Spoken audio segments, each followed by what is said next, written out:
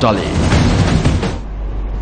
A very good morning to you and welcome to Newsline, live from the Newsfirst studios in Dawson Street in Colombo, and a particularly extreme weather morning. But joining me is my colleague Bandula Jayasekara. Good morning, Bandula. Morning for us. And how are you? Much better. Your foot. Have you seen medical treatment so far? So how can, because we are taxed heavily. Have you paid the VAT on it? This is a problem you have to pay for the doctor as well as the hospital. This is completely illegal for us. We shall discuss that in some detail this morning. But let us say hello and welcome to Asoka Abegunwadna, our political commentator. Very good morning to you. Good morning. Now, Asoka, what on earth is happening? I have here a viewer has sent me a copy of their medical bill. All the tests come to 6,450 rupees, and then on the side it says VAT total 15%, 967.5. Grand total 7,417 and 50 cents. But two things are wrong. A, I am sure the government said that VAT will not be charged on medical services.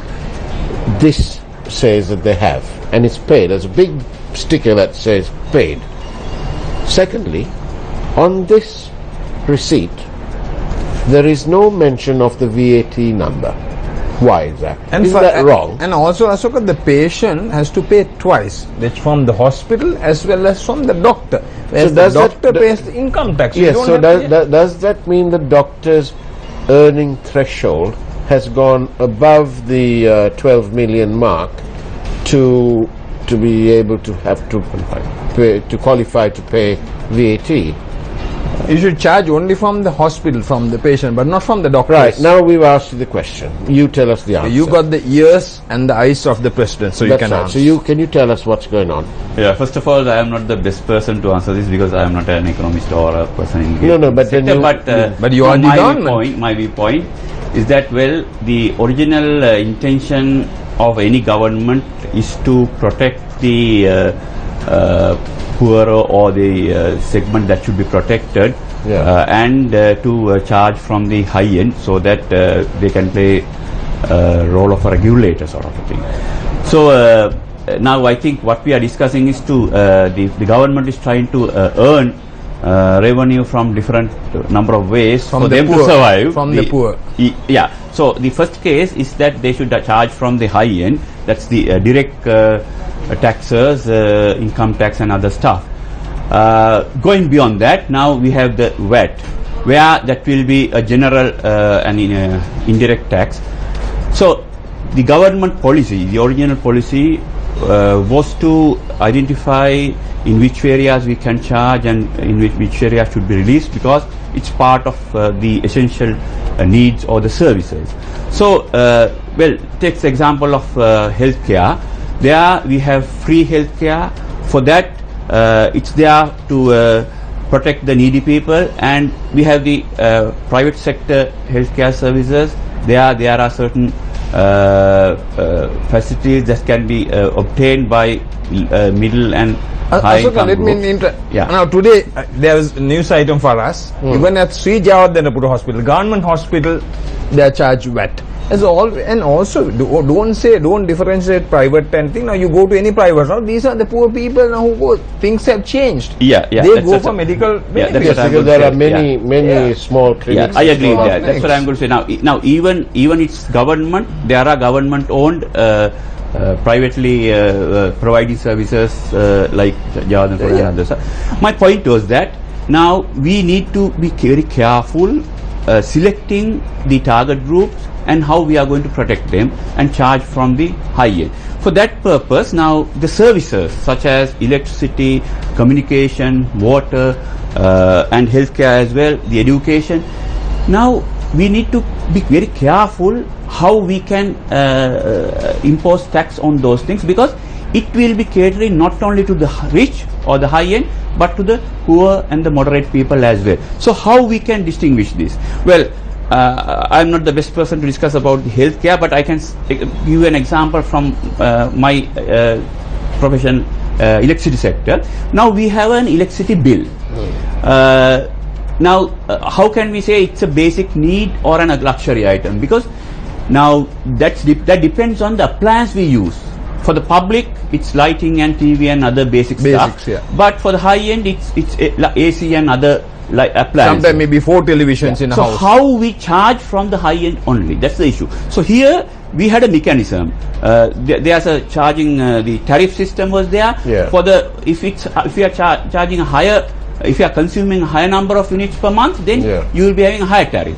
So I think if you are not intelligent enough to charge from the high end, what should have done is to exempt the lower end consumers and charge from the high end only. Yes, so similar pattern should be maintained in the other sectors as well. But now it's in a sort of chaotic situation, because once you impose the VAT, the different entities are saying different things. But Asoka, sorry to interrupt, but one viewer is reminding me that there is no argument, there can be no argument, there will be no argument. Health is a basic. Agreed?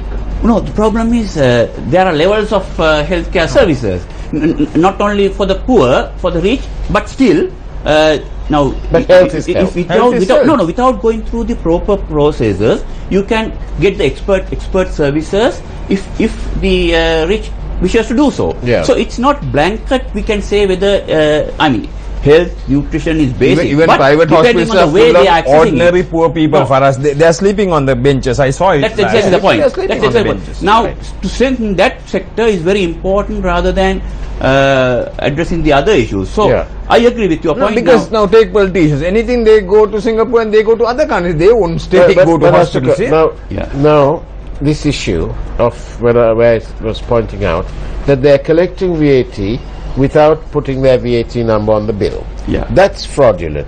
They should be I prosecuted. totally agree. Now, there are a lot of, in addition to the principles and how it's applied, and in addition, there are a lot of administrative issues as well. So the government has a responsibility to address that, and if there are such things are happening, then definitely you Because it appears to me that when you do this, this particular hospital perhaps, maybe they're having two sets of books. They're not. How does the taxman know all this? And how Has the do parliament approved and this? I as a customer, I must have a VAT receipt. If I'm paying VAT, I must have a VAT receipt. So should you and so Yeah. should Mandala. I totally agree with that, because irrespective of what has happened with the recent VAT, the consumers are not properly protected in Sri Lanka. Whether, as we have become a low middle income country, the concerns of the consumers are higher. They need better services at an affordable price. It should be justifiable. But I suggest now we have requested the president to look into that matter to protect how we can protect the consumers. Now, what we have suggested is there are about 50 odd regulators in the country covering different sectors.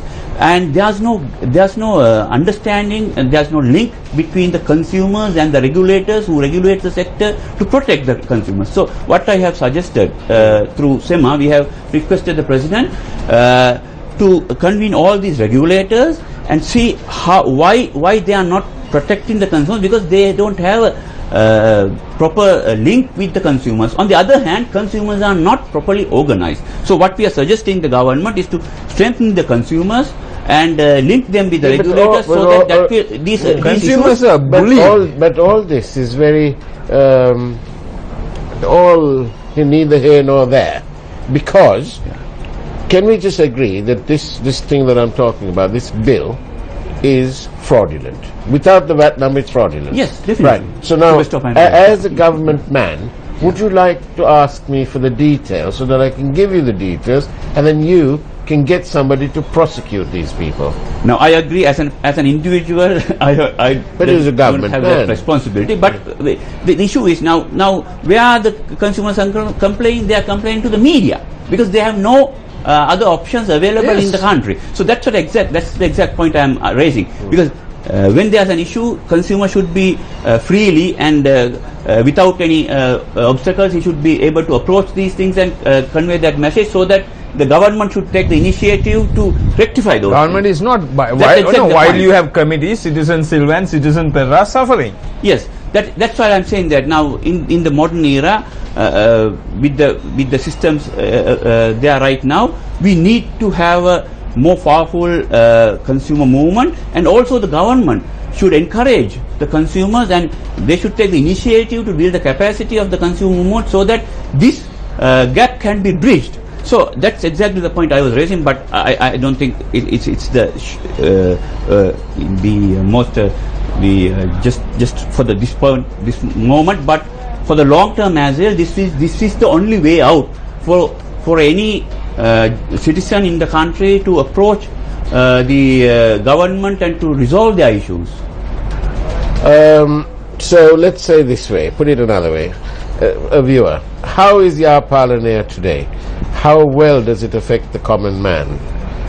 I'm not asking you about the corruption, but how well does the Yar Parlanair affect the livelihood of the common man? Yes, that's a good question. Now, there are different aspects of it. Now, while during the presidential election, the current president gave the promise that he will be doing certain things. What are those things? Firstly, to create a democratic environment, for that to go through the constitutional amendment that had partly happened, and there's a balance to be done.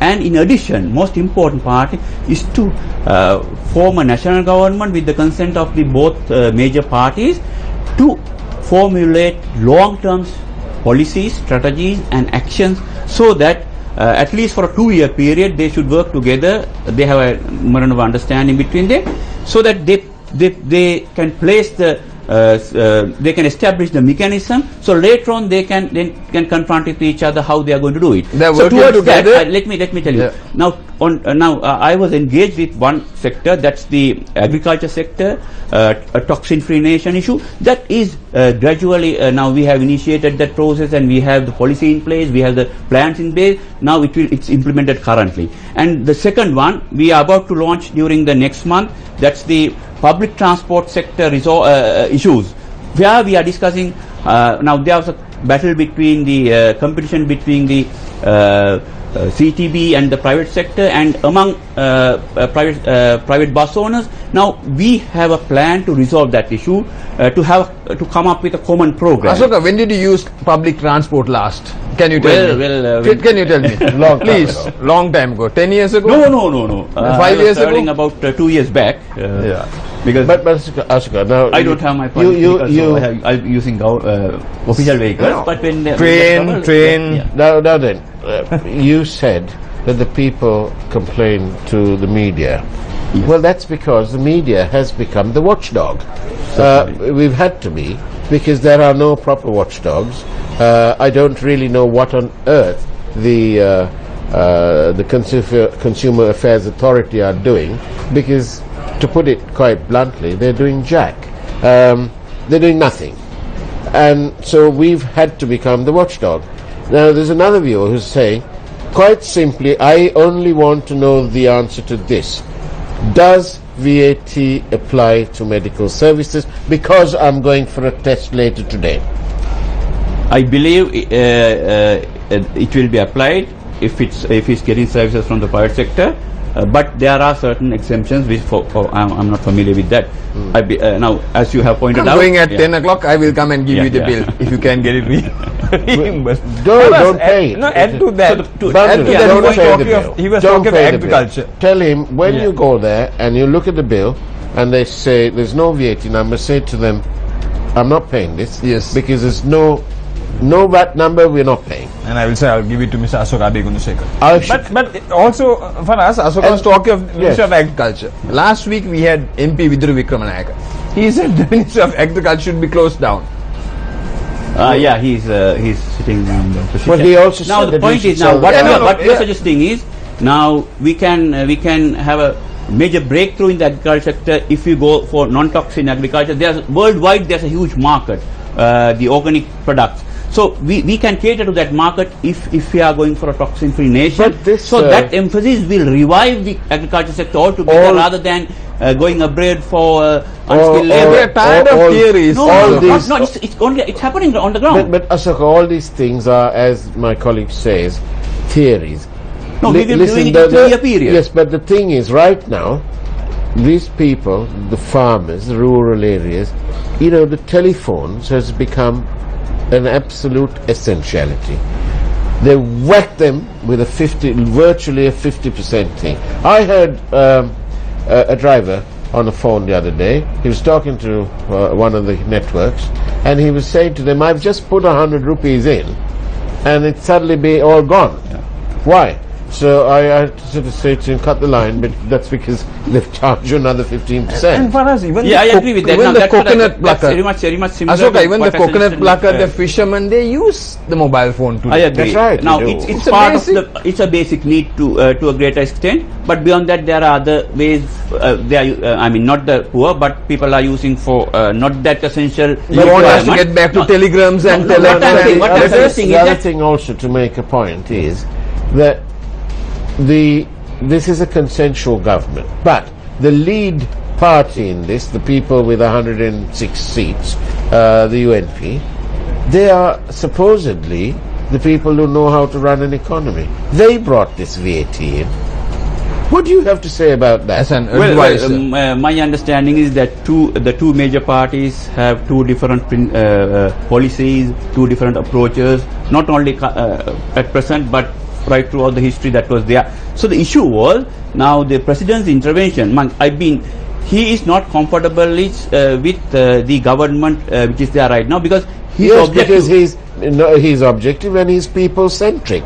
He understands that Yeah. he obviously does not suffer from Asperger's syndrome. What I'm saying to you now, he was expecting a proper national government with the two major parties discussing their policy differences and coming up with a common program. What has happened right now is that UNP has its own policies which they are trying to implement, but the SLFP side, there's an internal battle among themselves. They are not coming up with a agenda for the national government. So because of that reason, I agree with you that the what is implemented right now is what the Prime Minister is proposing. So I from my part of view, I am not with the UNP. I am with the SLFP. With the president. So my gut feeling is that unless the SLFP resolves those issues and come up with an agenda, we cannot expect the national government to perform But you better. can't hold the people to ransom till you resolve Well, your well- things. People are waiting. Yeah. So, And what we can do now? And now, well, you can tell me what your views are on Vimal Veeravansa. He's gone to court saying that this order to implement VAT is wrong. Issue with the opposition is that they are always coming up with minor issues. They are not addressing the policy But issues. that issue is not a minor issue. Let's talk about what he's suggesting is it's not they have not done legally, but it's not the case. If that happens legally, still we cannot agree. So No, my that's point right. is that instead of looking at these minor issues, they need to address the broader issue and make sure that irrespective of whether legal or illegal, this should not happen. So that sort of approach should be there rather than coming up with minor. Don't you think some of our taxation, the regime, is a little bit lopsided? Did you know, Asoka, that in Sri Lanka is probably the only place in the world where the taxes on the liquor industry, if you like, where beer is taxed more than hard liquor, where hard liquor is actually cheaper than beer. Faraz, let's all go to Panama. Well, this That's is the what whole we'll have to problem. do. The excise tax on a quarter bottle of arak is less than the bottle of beer. Isn't that lopsided? Yeah, Do you think somebody is being partial? Somebody is being favoured?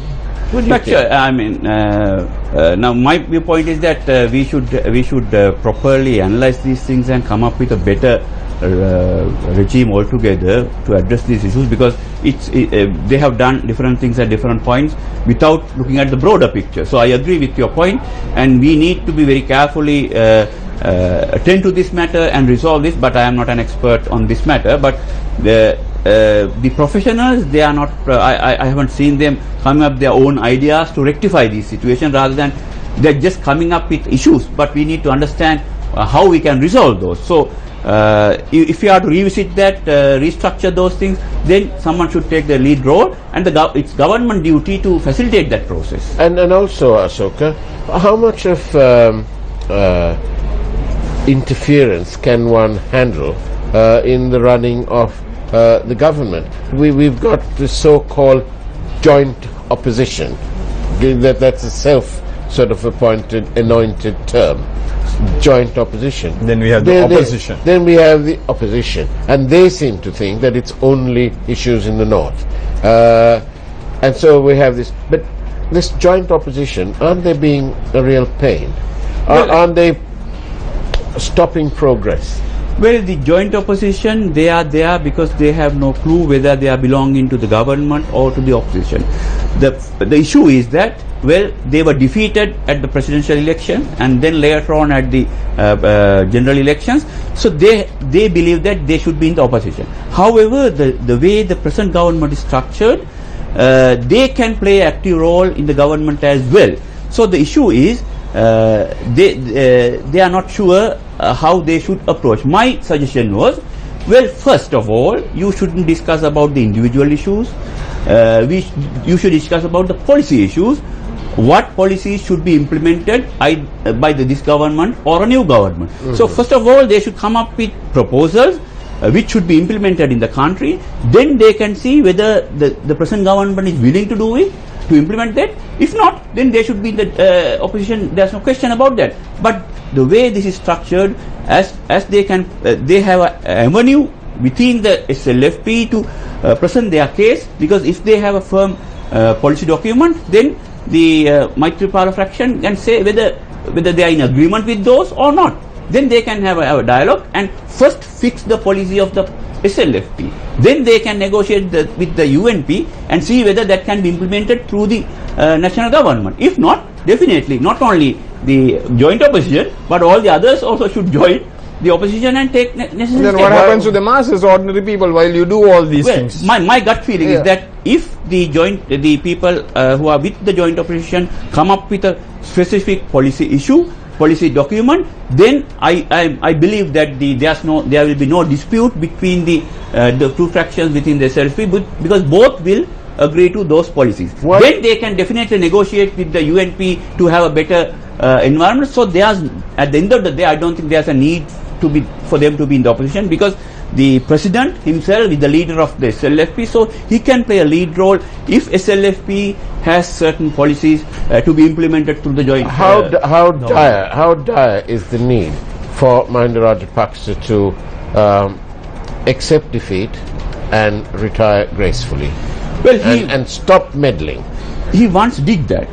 When after 2015 January 8, he did that. But the issue was there was no second in command to replace both Maitripala Sirisena and Mahinda Rajapaksa, because Maitripala Sirisena, the current president, was playing a different role to facilitate a constructive dialogue between the SLFP and UNP. For that to happen, there should be a second in command for the SLFP to lead that negotiation. So that was lacking. At the end of the day, he was the second in command was supposed to be the Nimal Siripala, the former minister then, and then he became the opposition lead. So how this can happen? So the vacuum is for the second in command position in the SLFP. If someone can fill that, then definitely I am sure that Mahinda Rajapaksa will leave the arena. And who is capable of filling that? That's an open question. I inquired from the top player SLFPers who is the best candidate. They were thinking for a number of minutes and saying that it's up to the president to decide. Just to become a bit realistic, how valid would Vimal Weerawance's application, so on, in terms of the VAT, be considered, when one also considers that, is he going to bring about any cases against people for having two passports and for giving government houses to relatives? Yeah, that's. Where's the credibility? Yeah, I agree with that, because it's an ethical issue, moral issue. I mean, they can come up with different cases, but how genuine are they is a question in front of us. Whether they are fully committed to adhere to the existing legal Right. setup. Now I've got to ask you something else. In the previous question about the need for Rajapaksa to retire gracefully and bow out to great applause, in your answer, I've got this thing in my mind. I might as well ask you: are you shifting sides? Are you shifting sides from Myself? Yes. No, definitely not. No, Are you still firmly with President Sirisena? After January 8, my belief was that we should have a genuine dialogue between the SLFP and the UNP. We did not expect the major split between the SLFP. So to rectify that, I was discussing with both parties. Why you are not discussing about policy issues and coming up with an understanding among themselves rather than discussing about the individual cases. So I was lobbying with both parties. There's no question about that. Unless you resolve that, we cannot resolve the issues of the country. In the first place, if there's a major split within the second major party right now, I don't think we can look forward for a better future. So for that purpose, this understanding should be there, and I think the current president is willing to facilitate that process, but the things are not happening constructively. Well, thank you, Ashok Gunawardena, for having been on our program. Bandula, there was this wonderful thing that was sent to me. There are two types of fear: forget everything and run, or what? Do you know the answer? I'll have to check it. It is to face everything and rise. And what do you think this Face company everything and did? rise. Face everything. That's the kind of fear that we take on board. Nearly 33 years later, I think we've done remarkably well, haven't we? Yes. Indeed. Face and rise. That's what the government should do. Yeah, definitely. Yes, so that's what you should do. Yeah. And as far as the VAT is concerned, we'll provide you the bills. I hope you prosecute And this. we can ask the viewers also to send us Yes, the bills. We'll send it to Asoka. What I say is, don't pay any VAT bills if there is no VAT number on there. It's your right to have a VAT number on the VAT bill. That's how it is. I think, I believe, I'm confident that within a 6 month period, we will bridge that gap between the regulator and the consumer. People will die by that time. As an individual, I cannot attend to that. As a media, you cannot attend to that. But there should be a mechanism in 6 place. months is far too late. But I think Things have not happened for in this two whole decades. After the free education, free market. within the whole ambience, we must remember one thing, and one thing only that shines, and that is that there's only one man who was elected without any party affiliation, and that is President Maithripala Sirisena. So we need to be firmly behind him. On that note, thank you very much for having watched Newsline. Take care on this wet and windy and extreme weather conditioned day. But in the meantime, take care and God bless.